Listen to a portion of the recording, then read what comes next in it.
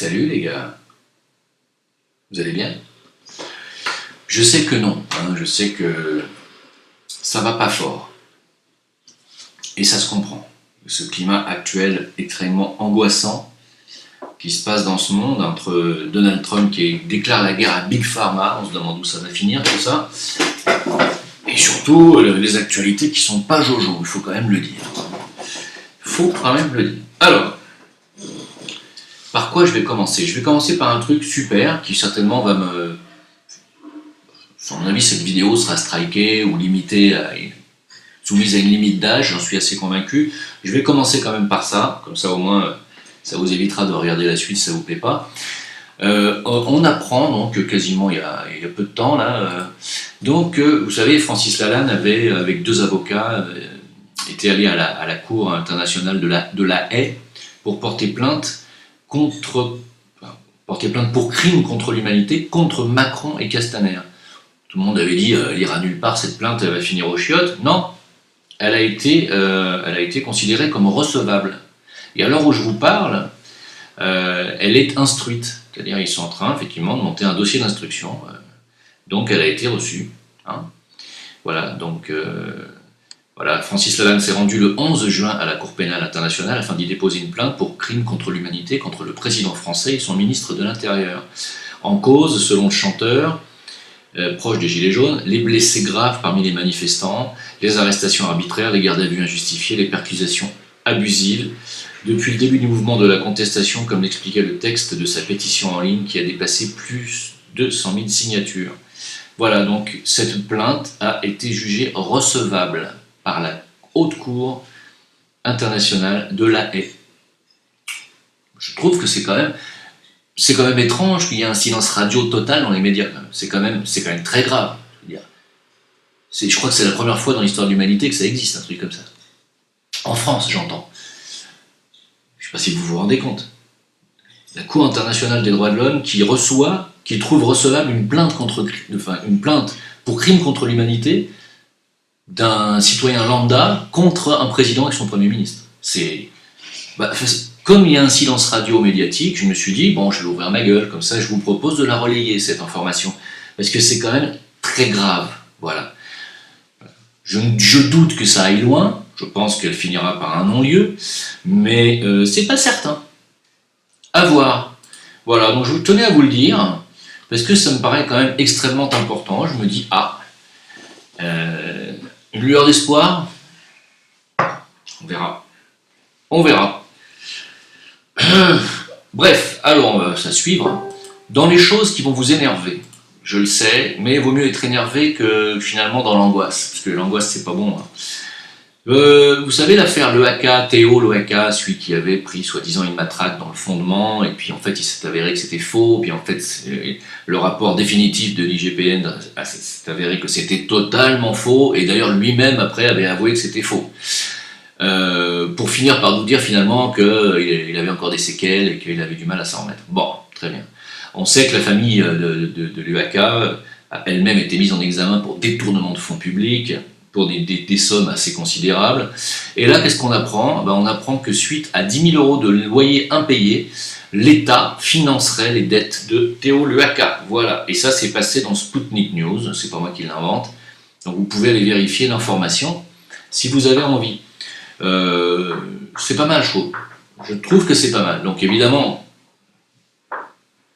ce monsieur Théo Loaka, contre lequel je n'ai rien, est couvert. Il est couvert en haut lieu, c'est clair. Voilà. Il est couvert par les gouvernements français, donc par l'État français. Pour quelle raison?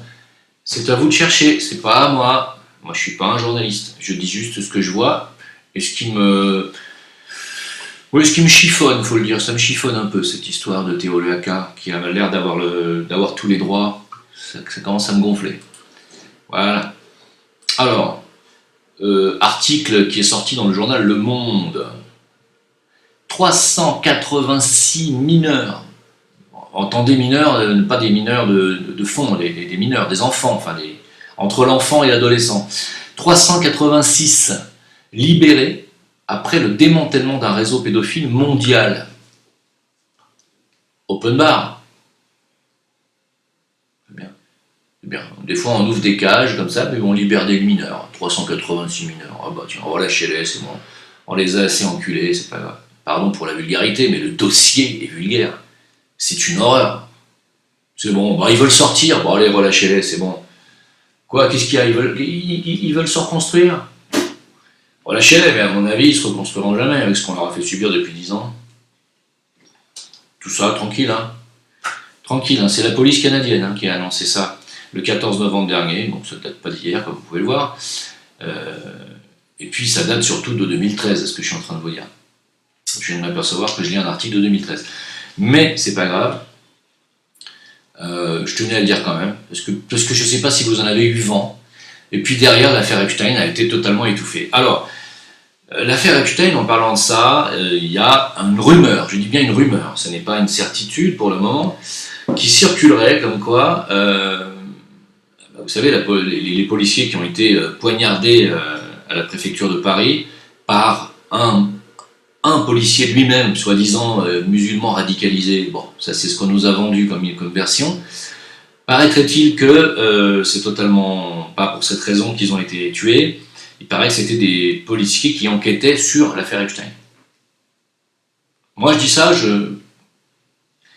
il n'empêche que depuis, plus personne n'enquête sur l'affaire Epstein en France, alors qu'il habitait quand même à Paris, Epstein. Donc, ça ne dit rien. Et puis, deuxio, la conséquence a été qu'il n'y a plus de gradés ni de hauts gradés dans les musulmans parmi les forces de l'ordre ni l'armée. Voilà. Ça, c'est la conséquence. Donc, je vous laisse conclure. Moi, je me dis que tout ceci est une belle petite manipulation pour qu'il n'y ait plus de musulmans dans les sphères décisionnelles, quelles qu'elles soient. C'est voulu. Ça fait partie de ce que je pense depuis le départ, à savoir qu'on s'est servi, on se sert de l'islam, soi-disant de l'islam radical, ou de l'islam tout court, pour aller, soi-disant, égorger ou tuer des gens, et que derrière, les musulmans eux-mêmes seront remerciés en étant limogés des places décisionnelles et en étant finiront parqués comme en Palestine. J'en suis convaincu. Voilà. C'est comme ça qu'on remerciera les musulmans en France. Bien entendu, c'est une manipulation, pour ceux qui n'ont pas compris. C'est exactement ce que je vois, et je ne vais pas en parler plus, puisque j'ai dit que je ne parlerai plus de ces sujets-là. Voilà.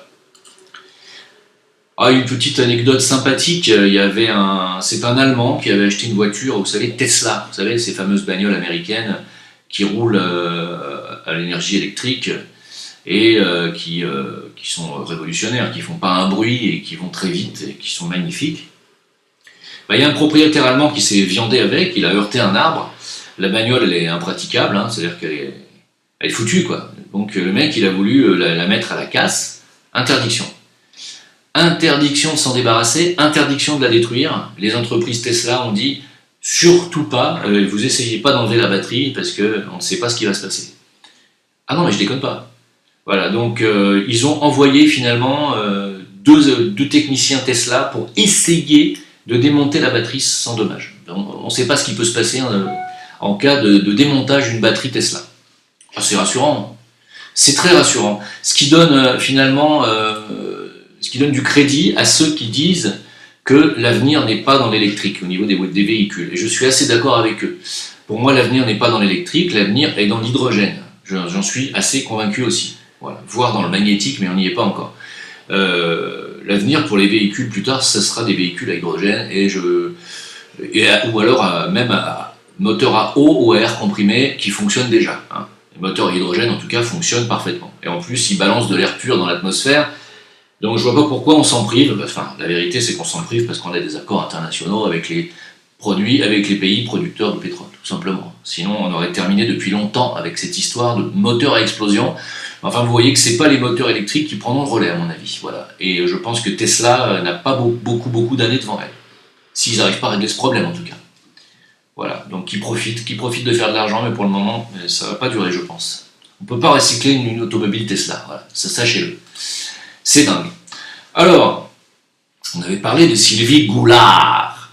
Sylvie Goulard, vous savez, l'ancienne candidate de la France à la Commission européenne, celle qui avait été éjectée par la Commission européenne. Macron n'était pas content, il avait dit « mais je comprends pas, moi je vous mets quelqu'un et vous en voulez pas ». Alors, oui, mais elle a été mise en examen le 29 novembre, c'est-à-dire il y a 4 jours, pour détournement de fonds publics. C'est peut-être pour ça qu'ils n'en voulaient pas aussi. Dans le cadre de l'enquête sur les emplois présumés fictifs des assistants d'eurodéputés MoDem. C'est bien ça.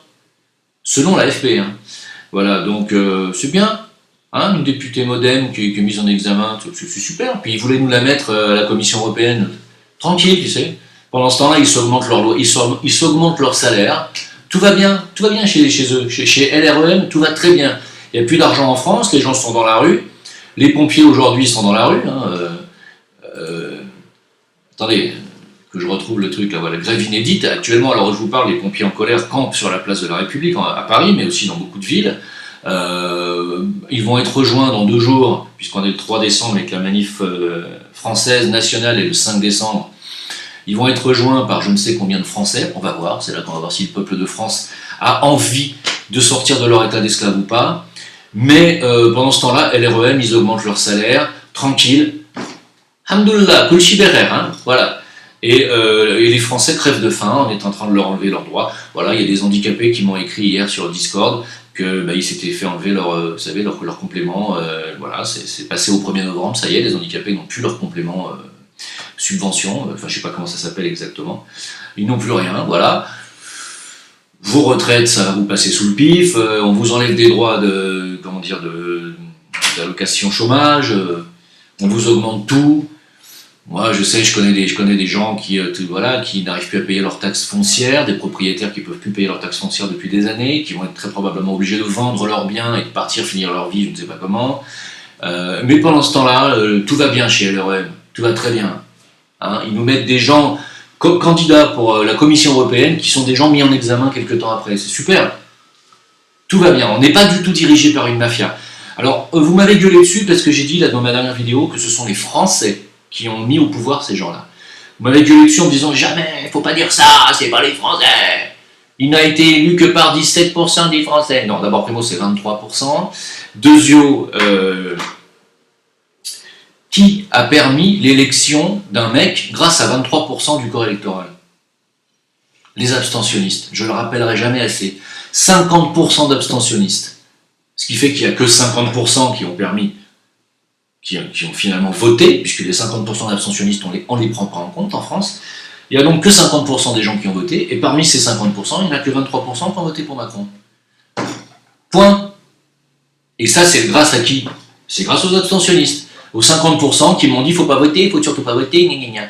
Ben voilà où on en est. Donc c'est bien les Français qui ont permis ce résultat. Ne me dites pas que c'est la Russie, les États-Unis ou qui voulaient. C'est les Français. Voilà, point final. Bien, alors, une fois que ceci est dit, sachez que la Russie prédit la chute de l'Union européenne dans moins de 10 ans. Moi, je trouve qu'ils sont très optimistes. Voilà, parce que je vois pas du tout comment elle peut tenir encore 10 ans comme ça. Je pense que dès qu'il va y avoir l'écroulement bancaire, l'Union européenne, derrière, c'est terminé. Voilà. Donc, à ce propos, je vous conseille d'aller voir sur mon VK ou mon Facebook une petite vidéo très sympa qui nous explique comment, depuis le début, on nous l'a mis profond avec cette Union européenne et dans tous les pays de l'Union européenne, pas seulement la France, comment les peuples ont voté non et comment les gouvernements et ce qu'il y a derrière ont quand même réussi à faire rentrer toutes les nations européennes dans l'Union européenne, alors que tous les peuples ont dit non dans tous les référendums. C'est quand même pas mal. Je trouve que c'est ce qu'on appelle une enculade. Voilà. Donc, bien entendu que ça ne peut pas durer longtemps comme ça, parce que c'est pas de la démocratie et il n'y a pas de lumière là-dedans. Il n'y a pas de lumière, il n'y a que des ténèbres, il n'y a que des forces financières et des familles noires derrière. Donc, ça ne peut pas durer cette histoire. Alors, je vais y revenir après. Sachez que Facebook, désormais, je l'ai déjà dit, mais je vais le redire, bannit tout contenu, en France en tout cas, mais je ne sais pas si c'est dans le monde entier, mais en France c'est certain, bannit, donc Facebook bannit tout contenu concernant la sensibilisation au vaccin, y compris des faits sur les ingrédients des vaccins. Facebook bannit tout contenu, c'est-à-dire si vous voulez, par exemple, diffuser sur Facebook le résultat d'un procès qui a eu lieu aux États-Unis et où le laboratoire a été condamné à payer, il y a des gens qui ont été intoxiqués par les vaccins ou qui sont morts même, c'est arrivé, vous n'avez plus le droit de diffuser cette information sur Facebook. Voilà. Et vous n'avez pas le droit non plus de diffuser des informations officielles et des rapports scientifiques officiels sur le contenu des vaccins. Tout ça pour vous dire, cassez-vous de Facebook. Je ne peux pas le dire mieux. Tirez-vous de cette plateforme qui, vous le voyez, muselle l'information et bien entendu, voilà, on est au début d'une dictature morale. Moi, je vous conseille de vous tirer sur VK. C'est pas parfait, mais c'est déjà beaucoup mieux. Voilà, VK, 2 lettres. Vous vous inscrivez et vous venez nous rejoindre sur VK. Il y a beaucoup plus d'informations qui circulent aujourd'hui sur VK, pour la simple et bonne raison que sur Facebook, on risque de se faire fermer sa page ou son compte si on commence à balancer un peu trop. D'ailleurs, vous avez peut-être remarqué, pour ceux qui me suivent, que je donne beaucoup moins d'informations maintenant sur ma page Facebook. J'en donne 1 pour 10 que je donne sur VK. Allez sur VK. Voilà.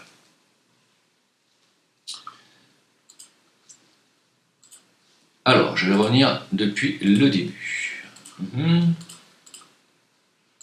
Bien, on nous dit, donc ça aussi c'est une information Sputnik News qui date du 1er décembre 2019, donc c'est tout récent. Un demi-million d'euros d'argent libyen a été viré sur le compte secret d'un proche de Sarkozy à l'époque où Sarkozy faisait du trading avec Kadhafi. Voilà, c'est un ancien collaborateur de Nicolas Sarkozy qui s'est vu virer sur un compte secret aux Bahamas, bien sûr, 440 000 euros depuis la Libye en février 2006, soit 1 an avant l'élection présidentielle en France, dévoile une enquête de Mediapart.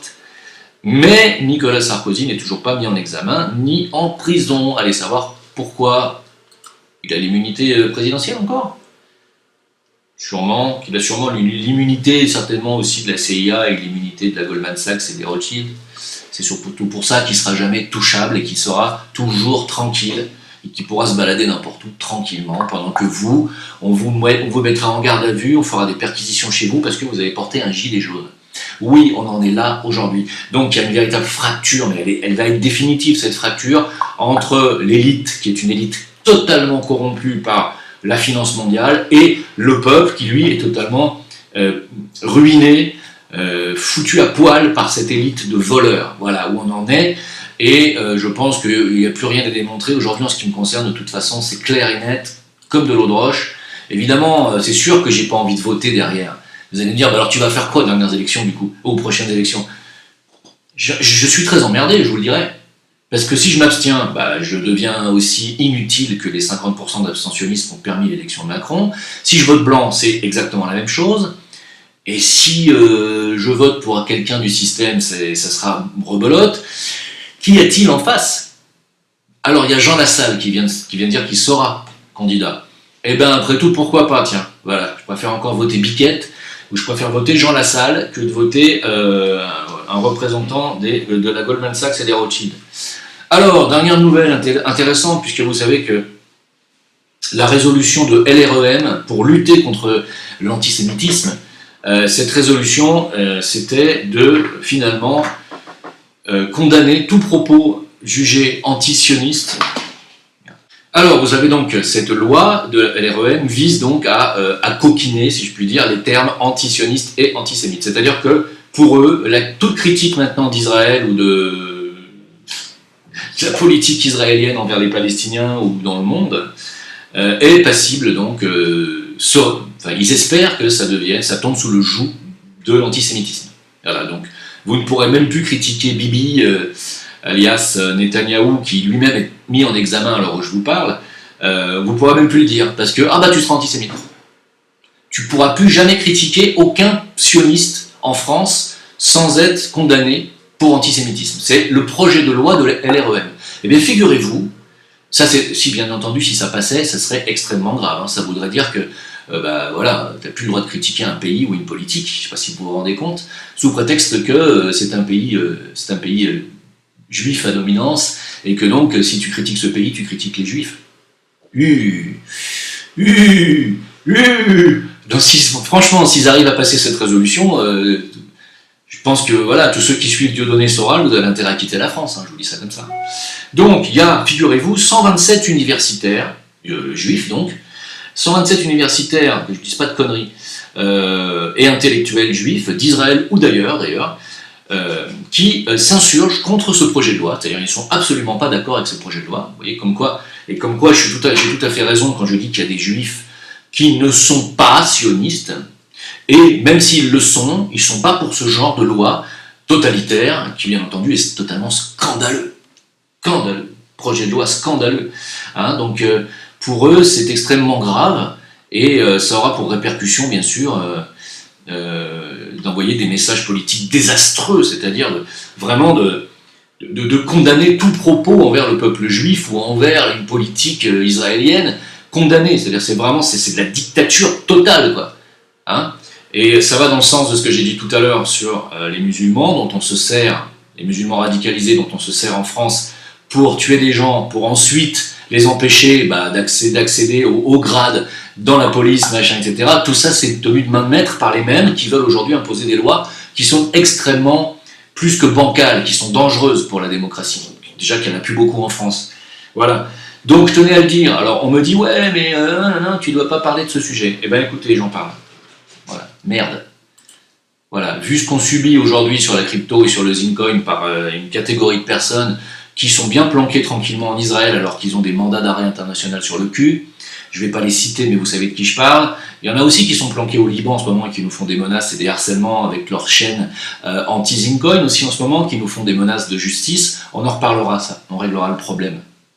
Et voilà, on subit des pressions et on n'a pas le droit de parler. Puis merde, voilà, merde. Donc, le Zincoin rentrera sur la plateforme La Token dans 3 jours, dans 2 jours, on est le 3, c'est ça, donc le 5 décembre. Et pour tous ceux qui ne savent pas comment faire, eh bien écoutez, j'ai pas le droit de vous dire comment faire, on n'a pas le droit de vous donner des conseils.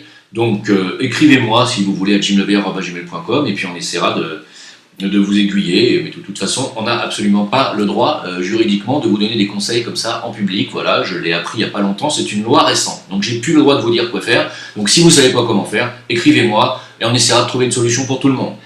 Voilà. Ne paniquez pas, tout va très bien, et puis, écoutez, à très bientôt, merci de m'avoir écouté en tout cas, ce fut un plaisir. Ciao. Pour contacter Jim le Veilleur, envoyez votre email à jimleveilleur@gmail.com.